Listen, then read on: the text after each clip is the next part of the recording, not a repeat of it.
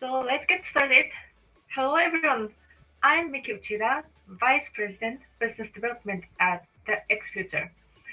I'm Tokyo based. We go live in the afternoon in Asia time today. By the way, the X Future is an innovations marketplace specializing in the future factory. Imagine how the future factory will look like. Of course, the future factory has a production line. Do you think that robotics is everything about progressing the future factory? Actually, there are some other ways to do so, even on the current production line. So today, we are going to have a great founder from Hong Kong in the right on the future factory area. So here is Ken Lau at PowerArena. How are you doing, Ken? I'm doing good, thank you. Good. So I'm so curious about how you start your business. So can you tell us about what you led to start PowerArena? And it would be great if we could, if you can share the story behind it. Yeah, sure. I used to work in Google in the Bay Area, and then I came back to Hong Kong and started my first company.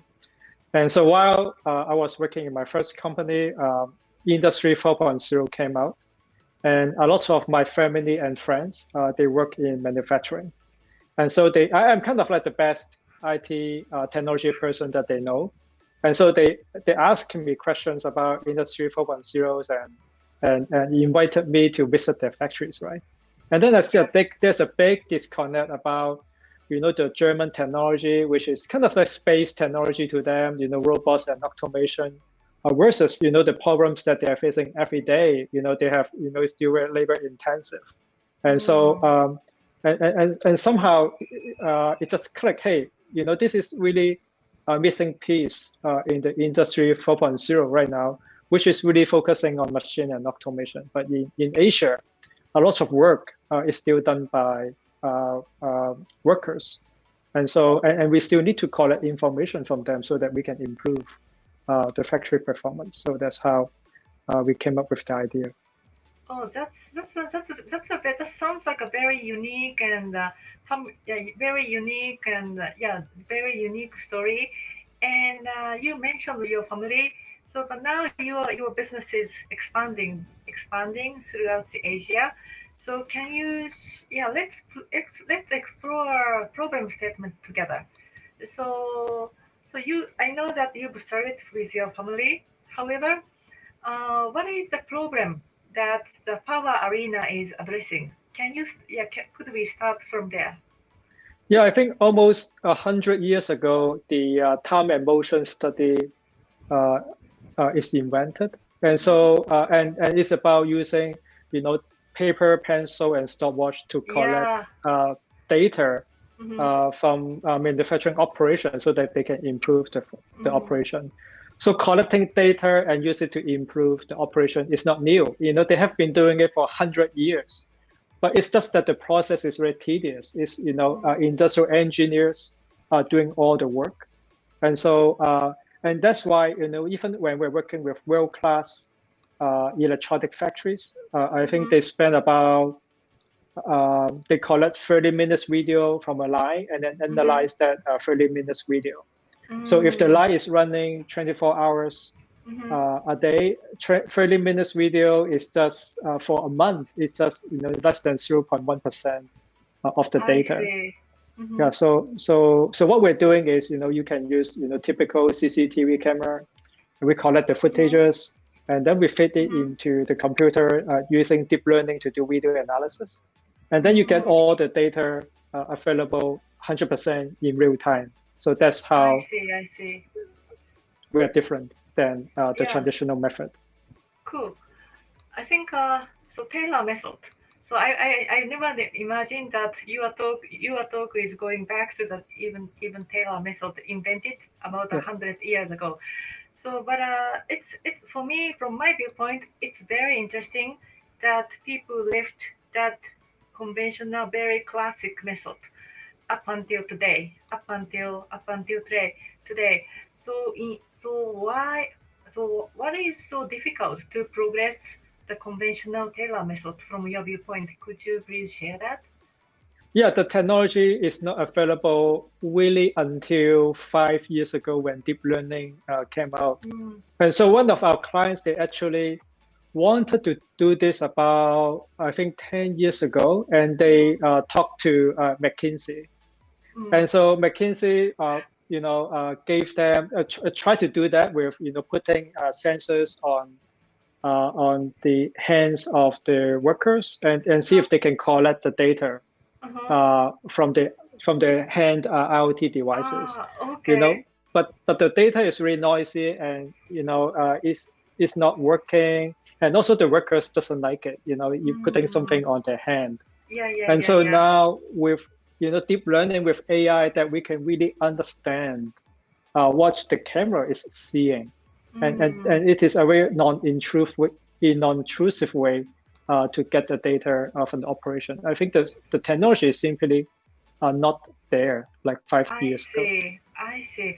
Well, so because now image recognition, image analytics are everywhere. So, however, yeah, it's a quite new thing. It's relatively new technology, and I feel it's exciting that the new technology is solving very classic problem. Mhm. That the business owners are business owners interest are always there. So the business owners interest is productivity. So they would like to, yeah, achieve certain level of productivity for their performance. And yeah, so now we have technology. So, but I think it will be meaningful for us before jumping into the solutions. Why the productivity and productivity monitoring and continuous improving is so important. Yeah, so there's another study from McKinsey about the cost structure of labor-intensive factory. So their margin is not that high. And so actually, if you can improve the throughput uh, by 5%, you can actually improve the profit by 45%. And so, productivity improvement has a huge, impact to their profit. And that's why it is, a really important problem to them. Yeah, yeah, yeah. Okay. So 5% improvement makes 40% increase in productivity. So that's In in in profit. profit, So okay, in yeah. profit. Yeah, no, there is no reason not to do that. So that's why managers, operational managers, and business owners wants to do that. And I have a very simple question. Why? I know that many factories are still labor intensive, and why is it difficult for business owners and factory operators to replace with robots? Yeah. I think a lot of people think that assembly line, working in the assembly line is, really, it's very boring and doing the same thing again and again. But the modern assembly line, they are actually changing all the time. So first of all, um, Okay. even if you are doing the same thing, like if you're doing iPhone for the whole year, but they want to keep on improving the performance, right? So they're basically doing rapid, A/B testing, Mm-hmm. keep on testing different method to assembling the iPhone, for example, Oh, and I see how you see. can do it better. So it's not Mm-hmm. static at all. And and and but more importantly, the manufacturing is moving to high mix, low volume production. So Mm-hmm. that means, doing something for a whole year is really, really rare. So when we are talking about I iPhone, see. Mm-hmm. yes, but then for, typical, let's say you are doing, headphone or all the other electronic equipments, I think uh, usually you just run the line for a week and then you will change to another products, or sometimes even you run it for a few days, you will change to another products. That would be really, really difficult for robots. So you set up, I don't know, I see, I see. you spend a day or two and setting up all this robot, and Uh-huh. then by the time that you set up the robot, the line is already changed to another product. And so we realized that humans are actually very flexible and able to adapt to many manufacturing situations, and I that's why they are still, we still see a lot of our people working in the assembly line, and they can adapt, they can improve, they can change.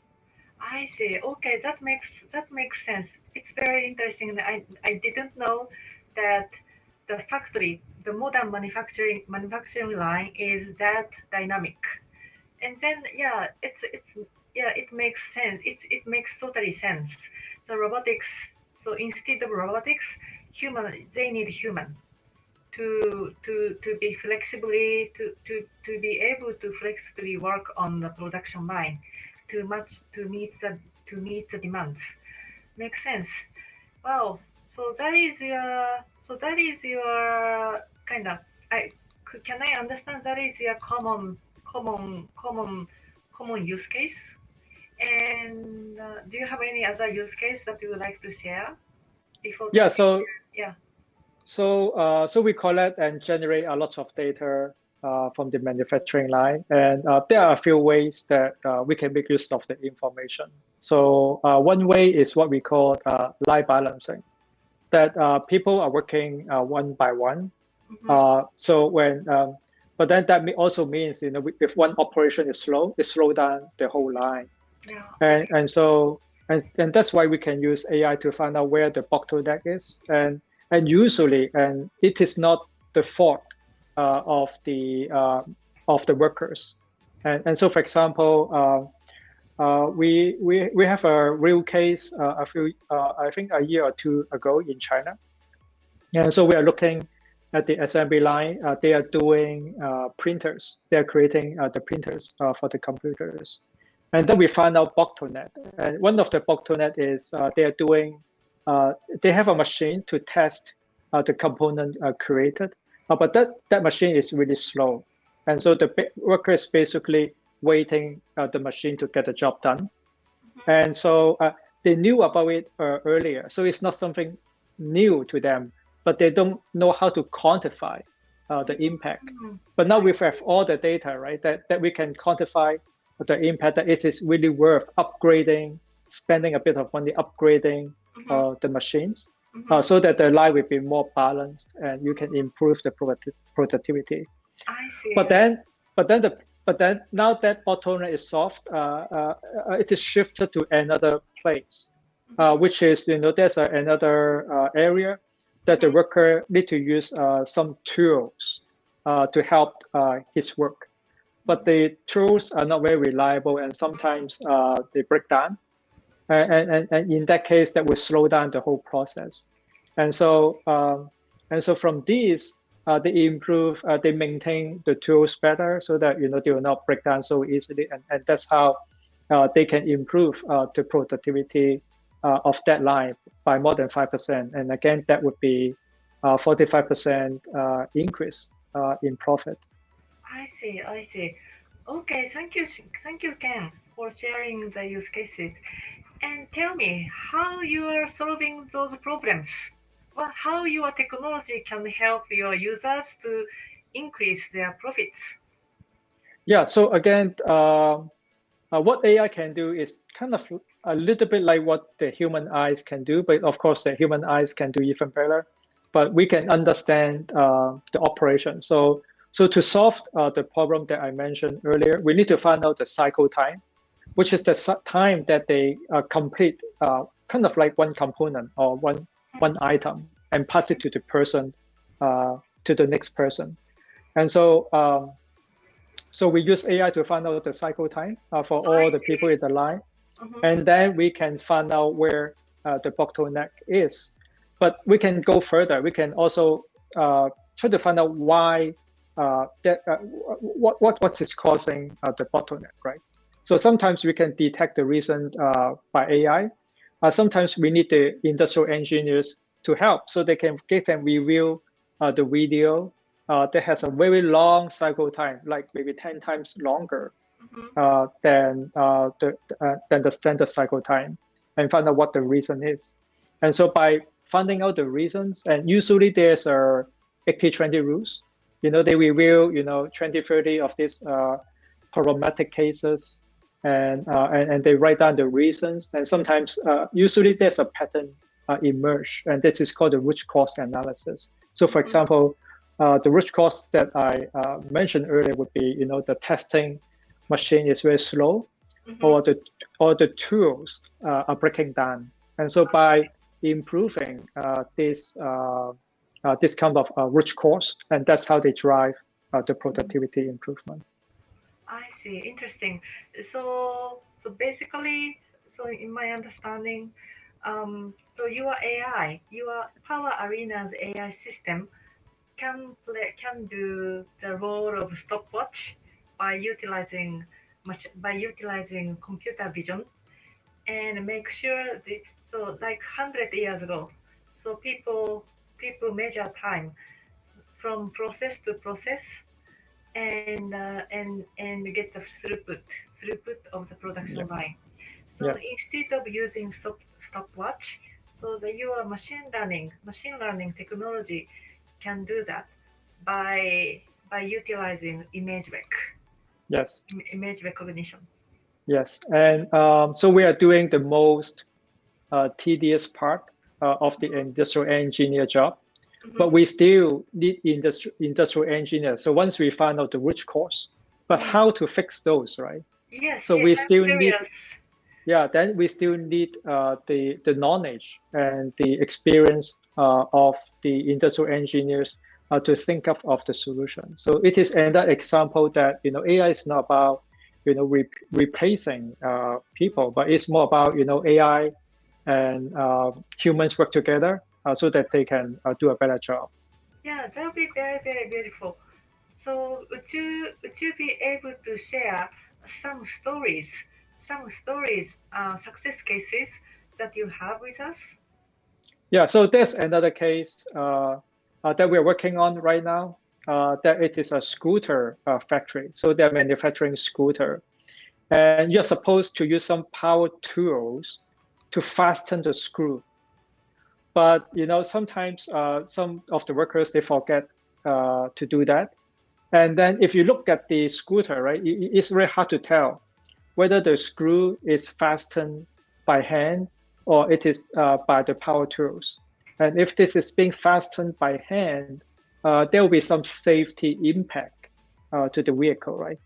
And so another case that we're working on, and we call it the SOP assistant. SOP meaning the standard operation procedures. And so, which is kind of like when you're using Microsoft Word, that you type the wrong word, there's a red underline, and trying to assist you to help a better article, right? Yeah. So it's the same technology that if the workers forget to do certain steps, we will have a reminder on the site. Some light will go red, and so just to remind them that hey, you missed certain steps, and Oh, okay. yeah, so that you can assist them to do the operation better. Okay, I think that function sounds like very helpful. And very, very helpful. And so when people, at the same time, I'm so curious when people are aware of the red light tickling over there. So what are their typical response? Are they willing to fix fix their work immediately? Usually, what are the typical responses from the workers? Yeah, so usually there's a reminder to them that they need to fix what's going on. And this is an area that is, I think it is still very new, even in the industrial engineering world. It hasn't been studied before because it's very difficult to catch. And if you ask a supervisor to to stand next to a person, right? They Yeah. usually, they'll be more alert and they behave a bit differently. But sometimes, when the supervisor is not there, it's not that it's not that they're on purpose trying to skip certain steps, but Yeah. maybe some people asking them for report, Mm. and some people asking them to do something else, and then they do something, and then they go back to where they are, and then they forget certain steps. So I think hopefully this is something that is, again, assisting the workers to do a better job. I mean, that's what technology does, assisting us for Yeah. our everyday life, much like Google Maps help us to find where Yeah. we Yeah. are. Yeah. So it's yeah. I think I feel that the Power Arena's technology is very kind because it's replacing with the unnecessary work. It's very so replacing with very tedious and unnecessary work that human does not have to do, and it can help the business owners, and for the business owners, I think ROI matters a lot. And Yeah. you mentioned that the 5% improvement of productivity makes 40% of profits. So I think that will be very very powerful. And in case of Power Arena, so do you have any ROI indicator or a performance metrics for us to share? So I think typical clients that we are working with, they can easily achieve at least 5% productivity improvement. And we, we found that for our client, for the factories outside China, for example, it's also quite, I will not say easy, but it is quite feasible to achieve 10% plus improvement. Because usually, honestly, the China factory is still leading in terms of how they manage the Mm, operation. So I see, I see. Wow. So I think you have visited many factories in different jurisdictions in the past. So from your viewpoint, because I think you are also an expert of the factory settings and the factory practices in the factory. And from your viewpoint, what are the typical improve typical area to improve of the production line? um, I think it varies from jurisdiction to jurisdiction. yeah, honestly, we are if it is a world-class factory, Hmm. then it is better managed Hmm. in terms of, for example, they have detailed instructions Hmm. for each steps, and also they provide certain trainings to the workers, Yeah. and also they have someone called a line manager to improve Hmm. to operation, and sometimes if there's something wrong, some problems going on, they will go in and help. But for the less sophisticated factory, Hmm. that they don't have very well-defined I SOP, see. Hmm. and everyone is doing something different. And if you don't have a standard, it is very hard to drive improvement. I think there's a misconception about why we need to standardize the process. And people will think like, oh, this is something that we make human like a robot doing the same thing again and again. But that's not the case. That's not the I'm trying to learn more and more from the Toyota Hmm. uh, methodology, right? And the whole idea is about doing scientific experiment. So it's kind of like A/B testing, right? You can only test something if you have A and B. A is the same, Yeah. and B is doing something differently but the same. And so you do A 100 times, you do Hmm. B 100 times, and then you can compare, right? Yeah. But then if you do A, but then uh, inside the A, actually you are doing every time it is a bit different, and you are doing B, but it is not the same thing. You are doing something a little bit different. You cannot just compare A and B, and you don't know whether A or B is better. I And so see. the following the SOP is really a fundamental piece to drive scientific kind of like experiment and A/B testing on the factory. But what I found is a lot of factory is still using a more an army way of management, so it's like listen to your boss and really top Very down. traditional top-down approach. Yeah, but if you look at the Toyota production system, it is actually quite bottom up. That for example, even a worker can stop the whole line if a workers see some problems, and they can also, and honestly that's the case, they really know the operations, right? And they should be the one who is proposing changes and improvement to the line instead of top down. And so I think if we look at it from that aspect, I think there's still a long way for how we can drive productivity in the factory. Exactly.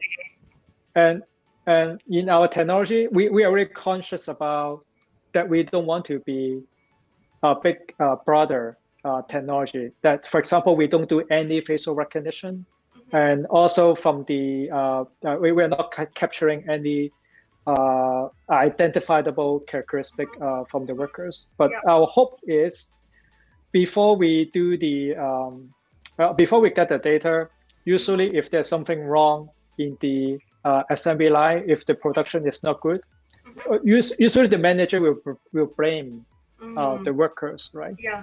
That they are not very good, they are not working as fast as they should. But now we have the data, and we make it really transparent, where the problem is, and in lots of cases, again, it's not the problems of the workers. So maybe they're waiting for the component to arrive, and the components are not there. There are lots of many different reasons, right?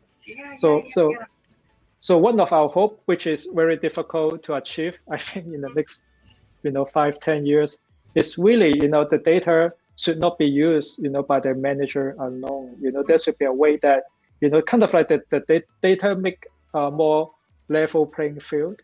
And so we can, we can invite everyone to see where the problem is and how we can drive improvement. Data. So in the future, data can be used for workers for workers, not only for productivity but also for transparency at workplace, and a fair and equal, a fairer work environment. I think that'll be fantastic. Okay, so in the end, I would like to touch on one more practical question, Ken. Okay, sure. So because currently the business owners and operation managers are interested in how to implement your solutions. So what are the timeline and the steps for them to implement your solutions? Yeah, so the camera, we don't provide the cameras because it's just typical CCTV cameras. So usually the factory will install the cameras, and we will provide assistance in terms of what is the right angles and things like that. But after the camera is already installed, week one, we ship the machines over, connect the camera, and making sure that we got the video footages.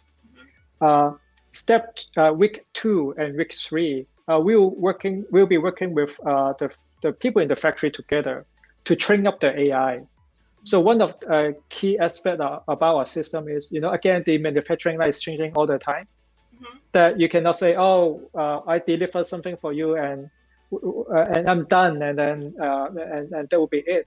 It's actually changing all the time. So we'll be teaching them how they can use the system to train the AI to recognize all the operations, so that in the future, if the line is changed, they are able to adapt it into a different situation. Oh, that is about what I was trying to ask ask you because you told me that you told us that today's assembly line is very dynamic, Yeah. and how your technology how Power Arena's solution can help the factories to catch up with those dynamic practices. And I think in case of pre-installed factory wants to update their production line. So how long does it take for them to update the system? Yeah, about a week or two. Oh, that's quite fast. That's Yeah. quite fast. So we just did it's a new feature from us. So we just roll it out. We test it on one of our clients' factory, Hmm. and they have a line changed. Hmm. It is in Malaysia. And then this time it is not us, but it is really the workers or the industrial engineers that is using our AI to train up the line. It is his first time, and so Oh, it takes 2 weeks. And mhm. so we believe that it's going to be eventually, hopefully, it's going to be only takes 1 week to retrain the AI to adapt the whole line. So Oh, that'd be fantastic. And now, still the world is still with COVID, and factories are not an exception. So, so in such situation, can your client adjust adjust the system by themselves? What kind of yeah, support do you provide for your clients to take care of the systems by themselves? yeah, much like we can do everything virtually, like on Zoom right now.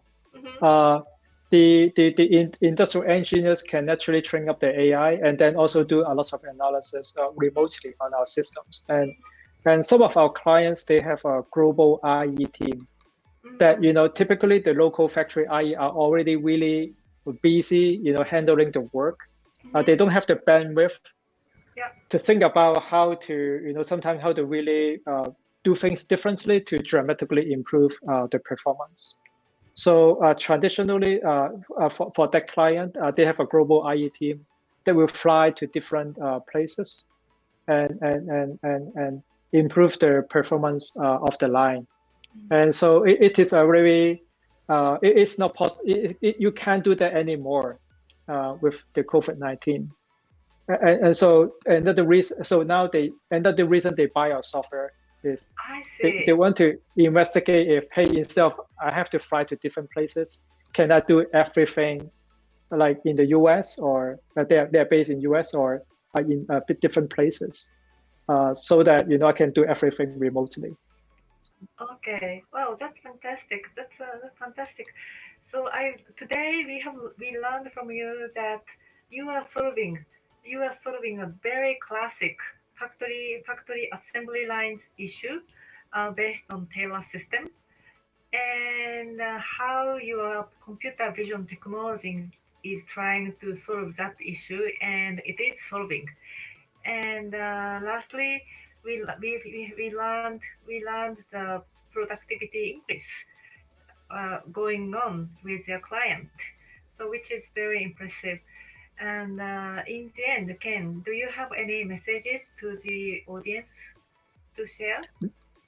Yeah, so I think imagine, 10 years from now that um, so why Uber is so effective, right? Because Uber know the location for every passengers and also every drivers, and so they can match kind of like matching the demand and supply using computer algorithm. So I think in the future, I mean for the future of the factories, right? Yeah. We need to know total information about what is the condition of machines, but also for my labor intensive work, so that if line A is has problem, maybe the extra people in line B can go in and help, and we have to do it in real time, much like we can get an Uber in real time. And so I think uh, so right now, I think on the machine side, it is quite well developed that, that we put in all the sensors and getting a lot of information from Mhm. machines. But honestly, the labor intensive operation is kind of like a black hole. that no one really understand what's going on until the end of the day when they tell you, hey, I have created 2,000 units today. But why it is not, uh, but you're supposed to do 2,200. So why it is 2,000, right? So they will give you a reason, but is it really the real reason? So it's still a black box that we really don't know what's going on. And if we want to be kind of like the Uber factory of the future, we need to know total information so that we can do all the things that we mentioned earlier. So I think it's going to be an interesting problem to solve. The very classic problem is now transforming to one of the most interesting problems in the future factory. That sounds very, very exciting. So thank you very much, Ken, for sharing a wonderful story with us. And we look forward to seeing you again in the next on the next Friday. Bye bye. Thank you. Bye bye.